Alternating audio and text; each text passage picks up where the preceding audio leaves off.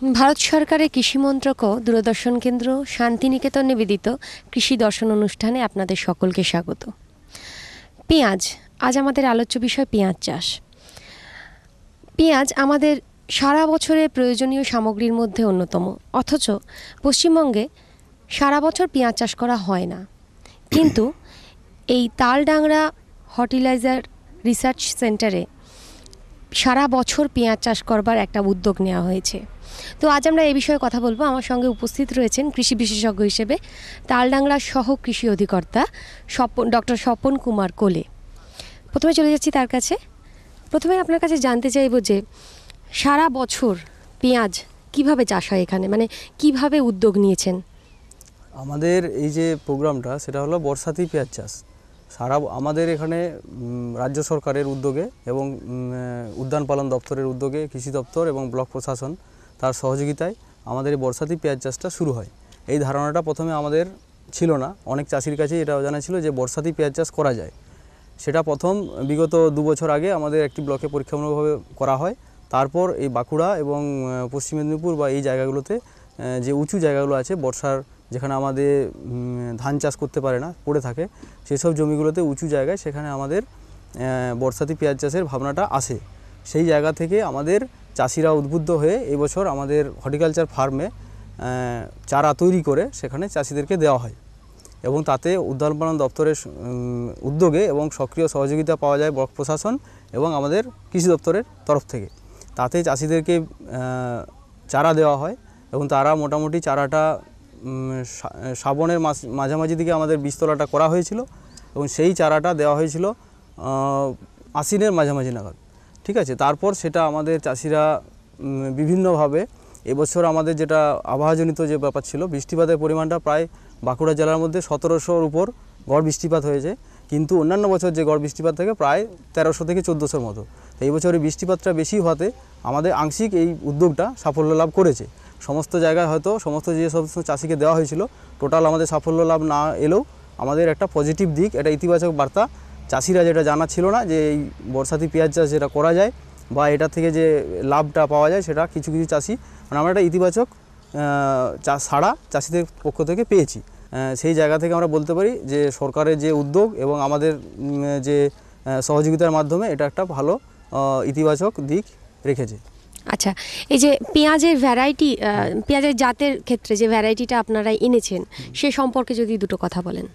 এই জাতটা ছিল আমাদের যে অন্যান্য শীতকালীন তো পেঁয়াজ চাষিরা করে থাকে অন্যান্য বছর, তো শীতকালীন পেঁয়াজের সময় অন্যান্য জাত যেটা করে সেটা সুখসাগর, আর আমাদের এটা বর্ষাতি পেঁয়াজ চাষ, সেটা দেওয়া হয়েছিল জাতটা এবছর এগ্রিফাউন্ড ডার্ক রেড এবং তাতে বীজের পরিমাণ ছিল বিঘায় 1 কিলো করে এবং সেই বীজতলাটা করা হয়েছিল আষাঢ় থেকে ওই শ্রাবণের মাঝামাঝি এবং বীজতলা থেকে বীজ চারাটা তুলে নিয়ে গিয়ে রোপণ করা হয়েছিল সেটা আমাদের আশ্বিন মাসের দিকে এবং যে ফসলটা এখন কিছু কিছু জায়গায় ফসল উঠছে সেটা অঘ্রাণ মাসের শেষ দিক থেকে আমাদের উঠতে শুরু করেছে। আচ্ছা, এই যে বীজতলা সম্পর্কে যেটা আপনি বললেন, তো এই বীজতলা তৈরির ক্ষেত্রে কিভাবে আপনারা সহযোগিতা করছেন কৃষকদেরকে? বীজতলা তৈরির ক্ষেত্রে এবছর যেটা আমাদের হয়েছিল, নতুন চাষ ছিল, তো সেই নতুন চাষের জন্য বীজতলা এবছর বর্ষাটা বেশ পরিমাণে ছিল, তাতে আমাদের এই হর্টিকালচার যে ফার্ম আছে সেই ফার্মেই বীজতলাটা করা হয়েছিল, এখানেই বীজতলাটা করা হয়েছিল এবং সেখান থেকে চাষিদেরকে চারাটা দেওয়া হয়েছিল। আচ্ছা, এই পেঁয়াজ চাষের ক্ষেত্রে রোগ পোকার আক্রমণ হলে তা থেকে নিষ্কৃতি পাবার কিছু উপায় আছে কি? রোগ পোকা বলতে আমাদের চারাটা করার সময় এবছর অসুবিধে হয়েছিল, যেমন চারাটা করার সাথে সাথেই বৃষ্টিপাতের পরিমাণটা খুব বেশি থাকাতে আমাদের কিছু ছত্রাকনাশক ওষুধ 2 থেকে 3 বার আমরা স্প্রে করেছিলাম। হ্যাঁ, যেমন ধরুন যেগুলো সিস্টেমিক ছত্রাকনাশক রয়েছে, যেমন আমাদের কার্বনডাজিম প্লাস ম্যাঙ্কোজেব, হ্যাঁ, বা মেটালাক্সিল প্লাস ম্যাঙ্কোজেব, বা যদি নিদেন পক্ষে ম্যাঙ্কোজেব আমরা স্প্রে করে এগুলো আমরা নিষ্কৃতি পেতে পারি। আপনাকে অসংখ্য ধন্যবাদ আমাদের সঙ্গে থাকার জন্য। এই তালডাংরা হর্টিলাইজেশন রিসার্চ সেন্টারের মাধ্যমে আমরা জানতে পারলাম যে পেঁয়াজও সারা বছর চাষ হতে পারে এবং আমাদের প্রয়োজনীয় সামগ্রী হচ্ছে পেঁয়াজ, তাই আমরা সারা বছর পশ্চিমবঙ্গ থেকে এই পেঁয়াজটা পেতে পারি। তার জন্য আমরা এই উদ্যোগের কাছে যথেষ্ট উপকৃত থাকব। দাঁড়িয়ে আছি তালডাংরা অঞ্চলে। আমার সঙ্গে এই মুহূর্তে উপস্থিত আছেন একজন পেঁয়াজ চাষি। উনি পেঁয়াজের বীজ তৈরি করছেন এবং চলে যাচ্ছি প্রথমেই তার কাছে। আপনার নাম কি? বিধানচন্দ্র দে। আচ্ছা, আপনি এই পেঁয়াজের বীজ কিভাবে উৎপাদন করছেন? আমাদের পেঁয়াজ এই খারিফ মরশুমে পেঁয়াজ চাষ সম্বন্ধে কোনো অভিজ্ঞতা ছিল না। মাননীয় মুখ্যমন্ত্রীর উদ্যোগে এই বছর প্রথম আমরা পেঁয়াজ চাষ করছি এবং পেঁয়াজের চারাটা আমরা নিজেরা এইবারে তৈরি করিনি, এইবারে আমাদের হর্টিকালচার থেকেই চারাটা তৈরি করে দেওয়া হয়েছিল। বর্ষার জন্য আমরা ঠিকমতো পেঁয়াজটা প্রথমবারে করতে পারিনি, নষ্ট হয়ে গেছিলো। দ্বিতীয়বারে ওনারা আবার চারা দিয়েছেন বা আমাদেরকে বারবার আসতে হয়েছে ওনাদের কাছে পেঁয়াজ চাষের সম্বন্ধে কিছু অভিজ্ঞতা অর্জন করার জন্য। আচ্ছা, এই যে পেঁয়াজ চাষ করছেন, উৎপাদন কেমন? উৎপাদন খুব ভালো হয়েছে, পেঁয়াজের সাইজও খুব ভালো আছে। আচ্ছা, এতে লাভবান হয়েছেন তো? অবশ্যই লাভবান হয়েছি। পরবর্তী আমরা আরও পেঁয়াজ চাষ করব, যাতে আমাদের আরও সুযোগ সুবিধা আমরা পাই, সেই ব্যবস্থা যাতে হয় সেটা আপনারা অবশ্যই সহযোগিতা করবেন। আচ্ছা, আপনি যে এই পেঁয়াজ চাষ করেছেন, তো কিভাবে করেছেন? এই চাষ পদ্ধতি সম্পর্কে যদি কিছু বলেন আমাদের কৃষক ভাইদের জন্য। পেঁয়াজের মাটিটাকে আমরা খুব ভালোভাবে তৈরি করেছি বা তাতে ভার্মি কম্পোস্ট প্রয়োগ করেছি। তারপরে আমরা পেড়া তৈরি করেছি, সেটাতে 8 ইঞ্চি ছাড়া ছাড়া আমরা পেঁয়াজটা লাগিয়েছি, তাতে করে গাছটার গ্রোথটা খুব বেশি হয়েছে। ওনার কাছ থেকে পেঁয়াজ চাষ সম্পর্কে আমরা অনেক ধারণাই আমাদের কাছে ক্লিয়ার হলো এবং আশা করব এইভাবে যদি পেঁয়াজ চাষ করা হয়ে থাকে তাহলে ভবিষ্যতে কৃষক ভাইরা যথেষ্ট পরিমাণে উপকৃত হবেন।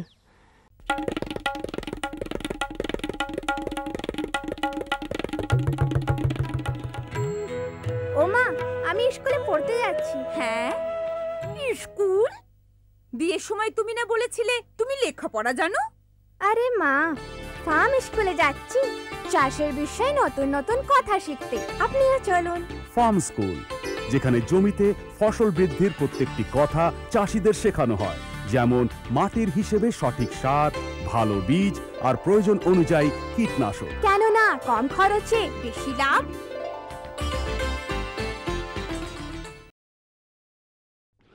বোলপুর মানব জমিনের উদ্যোগে India Morocco food legumes initiative প্রকল্পে OCPF, Morocco, INRA, IAV, ICARDA, MSSRF, ISAP এবং ইক্রিস্যাটের প্রতিনিধিরা বীরভূমের খঞ্জনপুরে এবং মির্জাপুরে থাকা মুসুর ডালের প্রদর্শনী ক্ষেত্র ঘুরে দেখেন এবং কৃষক বন্ধুদের সঙ্গে কথা বলেন। Both countries they have recognized that there is a need, there is a shortage of food legumes in both countries, and they want to work together to improve their productivity and the production of their purses in both countries through South-South cooperation program. What are you doing in this India? Yes, in India we are working through 3 partners, Somanatan Foundation, ICRISAT, ICARDA, and through this we are developing, we are carrying a research an extension program mainly to help farmers improve their techniques of production and improve also their income through this. You are visiting the fields here in the Kanjanpur. What you have looked here? Yes, we saw very good work going on with small farmers. Apparently, they are very happy with the new pulses they are introducing, mainly grass pea in some areas, and also we are looking at the potential is there. That we can have very good yields here in this area if we improve the technology of production. About the varieties here they are researching for? Yes, we through our institutions, partner institutions, they are developing. They have already their new varieties, and they are putting them in the hand of the farmers to use them and see how they perform in their own conditions, and select whatever they would like to have. আমাদের মূল উদ্দেশ্য হলো আমরা Morocco এবং ভারত সরকার মিলিয়ে যেটা আমরা একটা প্রজেক্ট নিয়েছি এবং তাতে ডক্টর লিয়ামানি বলেছেন আগে যে মরক্কোর সরকার এবং মরক্কোর একটা যে বড় অর্গানাইজেশন আছে ওসিপি ফাউন্ডেশন, তো ওসিপি ফাউন্ডেশন এই প্রজেক্টটাকে ফান্ড করছে। এখানে আমরা ইক্রিস্যাট, MS সোমেনাথন রিসার্চ ফাউন্ডেশন, আইসাপ এবং ইকার্ডা, এই 4টা কম্পোনেন্ট আমরা এখানে কাজ করছি যাতে ভারতে যে ডালের ঘাটতি আছে আমরা এবং মরক্কোতেও আছে সেটা আমরা চাচ্ছি যে আমাদের মানে যৌথ মানে প্রয়াসে যাতে আমরা ভালোভাবে ডালের উৎপাদনটা দুই দেশেই বাড়াতে পারি। এগ্রো ক্লাইমেটিক সিচুয়েশন কি দু দেশের ক্ষেত্রে একই রকম? দুই দেশের ক্ষেত্রে একরকম না, কারণ মরক্কোর যে অ্যাগ্রো ক্লাইমেটিক কন্ডিশন সেটা হলো মেডিটেরিয়ান ওয়েদার, আর আমাদের তো ট্রপিক্যাল সাবট্রপিক্যাল। কিন্তু কতগুলো শস্য আছে যেটা মরক্কোতেও কৃষকরা করে, ভারতেও করে, বাংলাদেশে করে, নেপালে করে। যেমন মসুর, যেটা লেন্টিল বলি আমরা, তারপর ছোলা, চিকপি, সেটা মরক্কোতেও কিন্তু খুব প্রয়োজন, তাদের ফুড সিস্টেমে আছে। আমাদের ভারতে যেরকম ফুড সিস্টেমে আছে সব ধরনের ডাল প্রতিদিন না খেলে আমাদের হবে না, আমাদের ডাল খেতেই হবে আমাদের এর জন্য, প্যালাটেবিলিটি, তাছাড়া আমাদের নিউট্রিশনাল সিকিউরিটির জন্য। সুতরাং আমাদের এই যে প্রয়াসটা, তাতে আমাদের যে বিজ্ঞান ভিত্তিক যে প্রযুক্তি, টেকনোলজি, সেটাকে কৃষক ভাইরা যখন তারা প্রয়োগ করবেন তাদের মাঠে, এবং গতানুগতিক ধারায় যে ডাল চাষটা হচ্ছে তার চেয়ে যে কৃষকরা যেটা করবে, আমাদের যে বিজ্ঞান ভিত্তিক যে এটা মানে যে প্রযুক্তি, এটাকে ব্যবহার করে তাতে অনেক উৎপাদন বেশি হবে, আমরা এটা আশা করি, যদি কৃষক ভাইরা এটাকে গ্রহণ করেন। এখানে তো মাঠ পরিদর্শন করলেন আপনারা, তো দেখে আপনাদের কি মনে হচ্ছে? আমরা গত কয়েকদিন ধরে মাঠ করছি আমরা, সেটা আমরা ইক্রিসাটে করেছি, আমরা রায়চুরে করেছি, রায়চুরের এখানে আছেন ডক্টর বিশ্বনাথন, ওখানে আমরা চিকপি দেখেছি, তারপর পিজন পি যেটা অরহর, এখানে আমরা দেখলাম মসুর এবং খেসারি। তো মসুর এবং খেসারিতে আমাদের ইকার্ডা, যেটা আমরা দিল্লিতে আমার অফিস, আমাদের হেড অফিস বৈরুতে, তো আমাদের একটা অফিসও আছে রাবাত মরক্কোতে। সবাই মিলে আমরা যেটা করছি সেটা আমাদের যে প্রযুক্তি এখানে আমরা নিয়ে আসার জন্য, তা আমরা ইকার্ডা থেকে মসুর আর যে খেসারি, এই দুটোর উপর আমরা জোর দিচ্ছি। কারণ খেসারি এমন একটা ফসল, আজকে দেখলাম আমরা কৃষকের মাঠে যেখানে কিছুই হয় না, এই জমিতে যদি ধান কাটার আগে খেসারি বীজ ছিটিয়ে দিত, এখানেও কিন্তু খেসারি হতো। সেই খেসারিটা খেলে আমাদের খাদ্য না, পশুর খাদ্য, অ্যানিম্যাল ফিড, ফডার, তাছাড়া সয়েল হেলথ ইমপ্রুভমেন্ট, এটার জন্য কিন্তু খুবই জরুরি। সেজন্য আমরা কৃষক ভাইদের বলছি যে আমরা যেগুলো প্রযুক্তি দিয়েছি, নতুন যে ধরনের জাতগুলো আমরা দিয়েছি এখানে কৃষক ভাইরা, তারা আমরা কালকেও দেখেছি আপনার ইয়েতে পানপুর, আমরা ওই এরিয়াতে আমরা হরিণঘাটা ব্লকে, ওখানে কৃষকরাও বিরাট একটা কৃষক সমাবেশ হয়েছে, প্রায় 150-200 কৃষক ছিল কাল। আমরা সবাই মিলে তাদের সাথে কথা বলেছি, তারা খুবই হ্যাপি। নতুন যে ভ্যারাইটি, নতুন যে জাত, যেগুলো হয়তো গবেষণাগার থেকে বের করা হয়েছে, ইউনিভার্সিটি থেকে বের করা হয়েছে, সেগুলো কৃষকের মাঠে হয়তো অনেক দেরিতে পৌঁছতো। তা আমরা এই প্রজেক্টের মাধ্যমে এই ওসিপি ফাউন্ডেশন আর আমাদের যে এখানকার যে আমরা পার্টনার, সবাই মিলে আমরা সেটা কৃষকের মাঠে নিয়ে যাচ্ছি। সারা ভারতবর্ষে আপনারা ঘুরে দেখলেন, কেমন অবস্থা? এবছর ভালো, কারণ এবার শীতটাও ভালো। তবে যেহেতু মৌসুমটা মানে আপনাদের যে বর্ষাকালটা শেষ হয়েছে দেরিতে, এবার সবখানেই আপনার ডাল জাতীয় শস্য কিন্তু দেরিতে লাগাতে হয়েছে, কারণ জমিটার জো আসতে গেলে দেরি হয়েছে। এবার তারপরেও বলতে গেলে সবখানেই ভালো হয়েছে। আমরা যেখানে ওই হাইব্রিড পিজন পি যেটা বের করেছি ইক্রিস্যাট, সেখানেও কৃষকরা ওখানে ভালো পাচ্ছে। নতুন ধরনের জাত বের করেছে রায়চুর ইউনিভার্সিটি থেকে, ভালো করছে। আমরা এখানে যেগুলো দেখলাম মসুর এবং খেসারি, সেটাও এখানে ভালো করছে। এই ক্লাইমেট চেঞ্জের জন্য অনেক ক্ষেত্রে কৃষির ক্ষেত্রে কিছু কিছু চেঞ্জেস আসছে, তো এক্ষেত্রে এই ভ্যারাইটিগুলো কি তা মেনে নিতে পারবে? হ্যাঁ, এটাও খুব ভালো প্রশ্ন, কারণ এখন তো গ্লোবাল ইয়েতে আপনি ক্লাইমেট চেঞ্জের যে ইফেক্ট, তাতে ড্রাউটটা মেইন আসে, মানে শুষ্ক মৌসুমটা, বৃষ্টিপাত কম হচ্ছে। তা আমরা চাচ্ছি যে ওই ধরনের জাত যেগুলো আপনার ক্লাইমেট চেঞ্জের অ্যাডাপ্টেশন যে করতে পারবে, সহিষ্ণু হবে। ক্লাইমেট চেঞ্জ হলেও যেরকম মসুরের যে জাতগুলো আমরা বের করেছি এখন, লেন্টিলের জাতগুলো, সেগুলোর আপনার ওয়াটার রিকোয়ারমেন্ট কম, ড্রাউট টলারেন্ট। তা আমাদের দেখতে হবে। আর খেসারি যেটা এমন একটা শস্য যেটা কিন্তু ক্লাইমেট চেঞ্জের জন্য অ্যাডাপ্টেড শস্য। হ্যাঁ, খেসারিটা ওটা আপনার খুব শুষ্ক মৌসুমে হয়, যদি বেশি বৃষ্টিপাতও হয় সেটাও কিন্তু সহ্য করে। তা আমাদের যে নতুন জাতগুলো আমরা কৃষকের মাঠে দিচ্ছি আমরা, তা সেগুলো আমরা আশা করি এই ক্লাইমেট চেঞ্জের ইফেক্টটাকে এরা করতে পারবে, মানে সহিষ্ণু এই ধরনের ক্ষমতা আছে। এখানে মোটামুটি প্রায় 1000 হেক্টরে চাষিদের জমিতে মসুর চাষ করা হচ্ছে, এবং তার সাথে সাথে আমরা দেখে নিচ্ছি কোন জাতটা সবচেয়ে ভালো। 4টে জাত নিয়ে আমাদের কাজ হচ্ছে, মৈত্রেয়ী, হুল, HL6 PL6 সুব্রত। তো শুধু আমাদের নজর হচ্ছে শুধু ফলন নয়, এর সাথে তার বীজের কোয়ালিটি এবং সেটা খাদ্যযোগ্য কতখানি এবং সেটা কীভাবে আমরা খেতে পারি সে পর্যন্ত। তার সঙ্গে আমাদের যেটা একদিকে যেমন বীজ উৎপাদন, তার সাথে ডালের উৎপাদন এবং সেই ডাল তার বাজারজাতকরণ করা এবং সমস্ত কিছু। মরক্কো সরকারের এখানে কি ভূমিকা রয়েছে?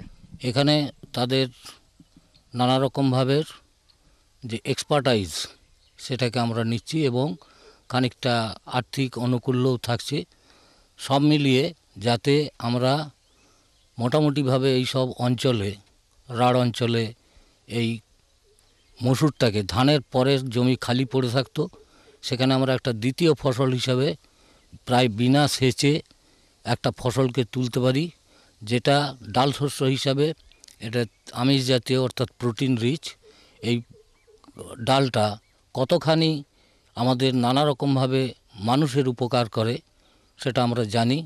তার সঙ্গে যেহেতু এটা ডাল শস্য, সুতরাং তাদের শেকড়ে যে নাইট্রোজেন আবদ্ধীকরণ হয় তাতে জমির মান উন্নত হচ্ছে। ডাল শস্য মানুষ কিনে খাওয়ার চাইতে নিজে তৈরি করা খাওয়া সেটা একটা অনেক লাভজনক। এই কারণে আজকাল ডাল মানেই হচ্ছে খুব কম করে হলেও 50 টাকা কেজি, অথচ বাড়ির উৎপাদন হলে সেই কেনার প্রয়োজনটা হচ্ছে না, বরং তারা বিক্রি করতে পারবে। তার সঙ্গে বীজ উৎপাদন আর যেগুলো এই ফসলটা থেকে আমরা গরু বাছুরেরও বেশ কিছু খাবার পেয়ে যাচ্ছি যেগুলো উপজাত, আর এগুলো যেটা বাড়তি হচ্ছে সেটা আমরা বিক্রি করে তার থেকে যথেষ্ট লাভবান হতে পারছি। অর্থাৎ একদিকে জমি বা মাটি তার উন্নতি, গবাদি পশুর উন্নতি, মানুষের স্বাস্থ্যের উন্নতি, তার সঙ্গে আর্থিক দিক দিয়ে লাভবান হওয়া, এই রকমভাবে আমাদের বিভিন্ন উদ্দেশ্যকে একসঙ্গে নিয়ে করা এবং চাষিরা কি করে বীজ উৎপাদন করতে পারে সেই প্রক্রিয়াটাও তাদের শেখানো হচ্ছে। সুতরাং এটা অত্যন্ত গুরুত্বপূর্ণ, যেখানে চাষের পরে একটিমাত্র ধানের পরে আর কোনো ফসল হতো না, জমি পড়ে থাকতো, তাহলে এক ফসলি জমিকে দু ফসলি করা, এই সব দিক দিয়ে আমরা ভীষণভাবে উপকৃত হচ্ছি। কৃষক বন্ধুরাও তাদের অভিজ্ঞতার কথা বিশেষজ্ঞদের জানান। আপনার নাম কি? অর্ধেন্দ্র শেখর ঘোষ। কোন গ্রামে বাড়ি? খঞ্জনপুর গ্রামে। আপনি ডাল চাষ করেছেন এখানে, এই প্রদর্শনমূলক ক্ষেত্র তো করে আপনি কতটুকু খুশি? এরকম চাষ করে এখন এবারে সত্যি আমার খুব ভালো লাগছে। এতদিন তো আমরা ছিটিয়ে কলাই বুনতাম, তাতে করে ফলন হতো নিশ্চয়ই, তো এবারে যা বুঝি লাইন সুইং করে তাতে করে মনে হচ্ছে ফলন একটুকু বেশি পাবো, তাতে করে আমার খুব ভালোই লাগছে। কতটুকু জমিতে করেছেন? লাইন সুইং এটা আমার ওই কাটা 3-4 হবে হয়তো, আর এমনি ছিটিয়ে বোনা সেও বিঘে 3 করা যায়। তো বিঘে 3 আপনি লাইন সুইং করলেন না কেন, এখন কি ভাবছেন? সেটা ওটা লেবারের প্রয়োজন বেশি, আর জমিতে তখন জো যখন এসেছিল তখন সর্ষে, আলু, গম, কলাই সবটাই একসঙ্গে জো এসেছিল, তো এবার সেইটা লেবার ক্রাইসিসের জন্য আমরা সেটা পাই না, সেই জন্য বাধ্য এগুলো ছিটিয়ে করেছি। আর খানিকটা এখন প্রদর্শনী মানে নিজের অভিজ্ঞতা অর্জনের জন্য খানিকটা লাইন সুইং করেছি। এবারে কি অভিজ্ঞতা পেলেন? এটা ফলনটা না, ওই ফসলটা না ওটা অবধি আমি মানে শিওরলি কিছু বলতে পারবো না, তবে ফলন যদি ভালো হয় হয়তো সামনের বছরে আবার লাইন সুইং করি, বেশি করে করার চেষ্টা করব। আপনার ইচ্ছা আছে? ইচ্ছা আছে আমার লাইন সুইং করে। আমি এমনি শুধু মুসুর কালাই কেন, সরষেতেও লাইন সুইং করেও করেছি, সেটাতেও দেখি যদি ফলন ভালো হয় তাহলে সামনে থেকে আবার সব চাষির উপরেই লাইন সুইং একটা ব্যাপারে এগোবো। আপনি কি মনে করেন যে এই সমস্ত যে প্রদর্শনমূলক ক্ষেত্র হয়েছে তাতে আপনাদের এই গ্রামের সবার লাভ হবে? নিশ্চয়ই লাভ হবে। এমনি ছিটিয়ে বুনে যে প্রোডাকশন হয়, লাইন সুইং করলে তার থেকে মানে ফলন অনেকটাই বেশি পাওয়া যাবে, এটা আমার দৃঢ় ধারণা আছে। শ্যামু ভাই, সরকার বলছে যে পূর্ব ভারতে দ্বিতীয় হরিত ক্রান্তি আসবে। আরে সে তো পাঞ্জাব হরিয়ানায় হয়েছিল, এখানে তো শস্যের উৎপাদনও কম। সরকারের কথায় কিছু তো সত্যতা হবে, আসলে এখানে বৃষ্টির 3 গুণ হয়। চলো বৈজ্ঞানিকের নম্বর লাগানো যাক। আরে বাহ, এসে গেছেন। নমস্কার প্রধানমশাই। হ্যাঁ ভাই, উর্বর জমির মূল্যকে বোঝো, শুধু প্রয়োজন সঠিক ধরন আর প্রযুক্তি গ্রহণ করার। পূর্ব ভারতে সরকার কম গভীর নলকূপ আর বোরওয়েলের নির্মাণের জন্য সহায়তা দিচ্ছে। কিন্তু সরকার থেকে আর কি পাবো? ভরপুর সাহায্য, জমির প্রস্তুতি থেকে নিয়ে ফসলের কাটাই পর্যন্ত প্রযুক্তিগত পরামর্শ। হাজার হেক্টয়ারের অজস্র এলাকায় চাল আর গমের বিশেষ প্রদর্শনও চলছে। আরে বাহ, তাহলে তো আমাদের ক্ষেত সবুজে ভরে উঠবে। এই স্বপ্ন কি সত্যি হবে? হ্যাঁ নিশ্চয়, পূর্ব ভারত এখন হরিত ক্রান্তির অগ্রদূত। আসুন একসাথে মিলে কদম বাড়ায়। দাঁড়িয়ে আছি বাঁকুড়া জেলার শিমলাপাল ব্লকের বিক্রমপুর সমবায় সমিতিতে।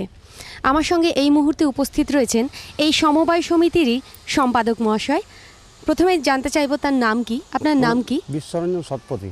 আচ্ছা, এই যে বিক্রমপুর সমবায় সমিতি, তো এই সমবায় সমিতি মূলত কৃষি সমবায় সমিতি, তো সেহেতু কৃষকদের উন্নয়নের জন্য কি কি কাজ করা হয়ে থাকে? আচ্ছা, কৃষকদের উন্নয়নের জন্য যেমন আমরা কম সুদে আমরা ঋণ দিয়ে থাকি, প্লাস ধরুন যে ফার্টিলাইজার যে সার, সেগুলো সার সমস্ত কৃষকদের মধ্যে আমরা বিতরণ করি ন্যায্য মূল্যে। আর তারপরে ধরুন যে আমরা এটা করেছি সমবায় যে অয়েল মিল, এটাও প্র্যাকটিক্যালি কৃষকদের স্বার্থে আর কি। এই যে রাষ্ট্রীয় যে কৃষি বিকাশ যোজনার প্রকল্পে যে আমাদের বিক্রমপুর সমবায় সমিতির উদ্যোগে বাঁকুড়া কৃষি দপ্তরের সহযোগিতাতে, আর্থিক সহযোগিতাতে আমরা এটা করেছি। আমরা দেখেছিলাম যে চাষিদের মধ্যে সূর্যমুখী চাষের মধ্যে একটা অনীহা দেখা দিয়েছিল, মূলত দুটো কারণে।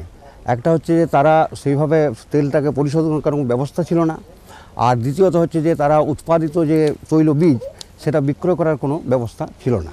তো আমরা এটা চাষিদের এই ব্যবস্থা চিন্তা করে আমরা এখানে এই সূর্যমুখী অয়েল মিল আমরা স্থাপন করেছি। এবং এখন দেখা যাচ্ছে কি, যেখানে যে সমস্ত চাষিরা ধরুন যে 10 কাঠা 12 কাঠা চাষ করতো, এখন তারা অনেকে 1 বিঘা 1.5 বিঘা সূর্যমুখী চাষ করছে। আচ্ছা আচ্ছা, কতগুলি কৃষক পরিবার এই আপনাদের এই সমবায় সমিতির সঙ্গে যুক্ত? সে তো ধরুন যে 6000-7000 হবে। আচ্ছা, তো বর্তমানে আপনাদের উল্লেখযোগ্য পরিষেবা কি? উল্লেখযোগ্য পরিষেবা এখন ধরুন যে আমরা কৃষকদের ঋণ দিচ্ছি, আচ্ছা দিচ্ছি, আপনার ফার্টিলাইজার দিচ্ছি। তাছাড়া আমাদের সমবায় সমিতির অধীনে একটা ন্যায্য মূল্যে সরবরাহ, মানে যে সমস্ত নিত্য প্রয়োজনীয় জিনিসপত্র সরবরাহ করার জন্য আমরা সমবায় বিপণী খুলেছি। আর লাস্টলি যেটা অয়েল মিল হচ্ছে।